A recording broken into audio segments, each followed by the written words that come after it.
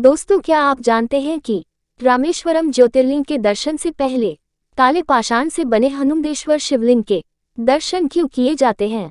यदि नहीं जानते तो इस वीडियो को पूरा देखिएगा और चैनल को सब्सक्राइब करना मत भूलना। चलिए अब कहानी शुरू करते हैं। तमिल भाषा में लिखी महर्षि कंबन की रामायण एरामावतारम में एक कथा का उल्लेख मिलता है। ये कथा हमें वाल्मीकि रामायण और तुलसीदासकृत रामचरितमानस में नहीं मिलती है। वाल्मीकि रामायण के इत्र भी रामायण काल की कई घटनाओं का जिक्र हमें एरामावतारम, अद्भुत रामायण और आनंद रामायण में मिलता है। ऐसी ही एक कथा है रामेश्वरम में शिवलिंग स्थापना की, जिसका जिक्र स्कंद पुराण में भी है। इस कथा अनुसार जब भगवान श्री राम लंका पर विजय प्राप्त कर लौट रहे थे तो उन्होंने गंधमादन पर्वत पर विश्राम किया। वहां पर ऋषि मुनियों ने श्री राम को बताया कि उन पर ब्रह्महत्या का दोष है, जो शिवलिंग की पूजा करने से ही दूर हो सकता है। इसके लिए भगवान श्री राम ने हनुमान से शिवलिंग लेकर आने को कहा।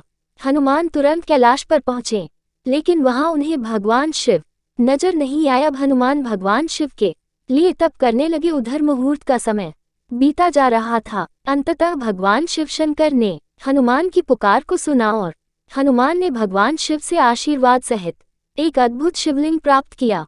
लेकिन तब तक देर हो चुकी थी। मुहूर्त निकल जाने के भय से माता सीता ने बालू से ही विधिवत रूप से शिवलिंग का निर्माण कर श्री राम को सौंप दिया, जिसे उन्होंने मुहूर्त के समय स्थापित किया। जब हनुमान वहां पहुंचे तो देखा कि शिवलिंग तो पहले ही स्थापित हो चुका है। इससे उन्हें बहुत बुरा लगा। तब उन्होंने श्री राम से कहा कि हे प्रभु, आपके आदेश पर मैं इतना श्रम कर ये शिवलिंग लाया हूं और आपने किसी और शिवलिंग की स्थापना कर ली।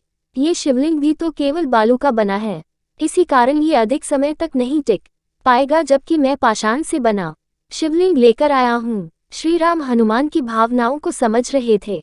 उन्होंने हनुमान को समझाया भी, लेकिन वे संतुष्ट नहीं हुए। तब श्री राम ने कहा, हे हनुमान, इसमें दुखी होने की कोई बात नहीं है, किंतु यदि तुम्हारी इच्छा हो तो इस शिवलिंग को हटाकर तुम अपने शिवलिंग की स्थापना कर दो। यदि तुम ऐसा कर सके तो हम तुम्हारे ही शिवलिंग की पूजा करेंगे। ये सुनकर हनुमान जी ने सोचा कि उनके एक प्रहार से तो पर्वत भी टूटकर गिर जाते हैं, फिर ये रेत से बना शिवलिंग तो यूं ही हट जाएगा। इसी अहंकार की भावना से हनुमान उस शिवलिंग को हटाने का प्रयास करने लगे, किंतु आश्चर्य की लाख प्रयासों के बाद भी हनुमान ऐसा न कर सके और अंततः मूर्छित होकर गंधमादन पर्वत पर जा गिरे। होश में आने पर उन्हें अपनी गलती का एहसास हुआ तो श्री राम ने हनुमान द्वारा लाए शिवलिंग को भी नजदीक ही स्थापित किया और उसका नाम हनुमंतेश्वर रखा।